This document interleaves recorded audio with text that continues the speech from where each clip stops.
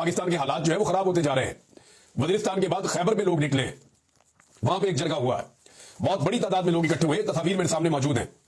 और मैंने देख रहा था कि ना सिर्फ इससे पहले यही मनाजिर हमने देखे वजीरिस्तान में, अब उसी तरह के मनाजिर हम खैबर में देख रहे हैं।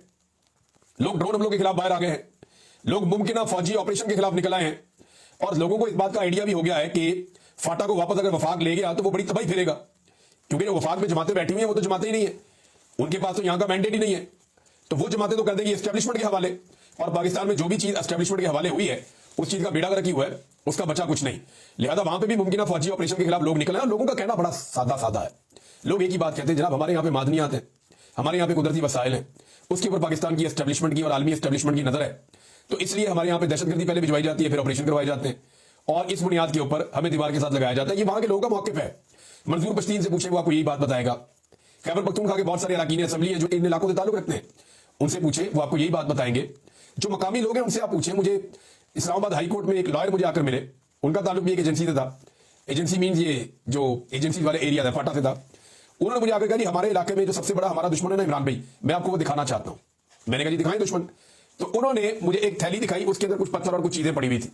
उन्होंने कहा जी ये हमारा दुश्मन है, ये दुश्मन है हमारा। मैंने कहा यार हद हो गई, आपके वहां दहशतगर्दी हो रही है, आपके वहां ऑपरेशन की बातें हो रही हैं, आपके वहां पे बड़ी मुश्किल सूरत हाल है, और आप कह रहे हैं ये पत्थर के टुकड़े और ये चीजें आपके दुश्मन है। उन्होंने कहा जी ये वो मिनरल्स हैं जो हमारे इलाके से निकलते हैं, और ये हैं हमारे दुश्मन। जब ये हमारे इलाके से निकलते हैं ना, तो इन पे कब्जा करने के लिए एस्टेब्लिशमेंट जो है वो पर तोड़ती है। तो इन पर कब्जा करने के लिए एस्टेब्लिशमेंट जो है वो फैसला कर लेती है, और फिर उस फैसले के लिए कुछ भी हो जाता है। यानी कभी तालिबान आ जाते हैं, कभी ऑपरेशन आ जाता है, कभी कुछ और आ जाता है। तो उस आदमी का सोचना यह था कि इन वसाइल पर कब्जा करने के लिए उनके इलाकों में बाय डिजाइन ऑपरेशन किए जाते हैं। गुट तालिबान की आपने सुनी होगी टर्मिनोलॉजी, बड़े लंबे अरसे से आप सुन रहे होंगे। अली अमीन गंडापुर ने आर्मी चीफ के सामने भी यह मामला उठाया कि यार बस कर दें अब गुट तालिबान वाला मामला।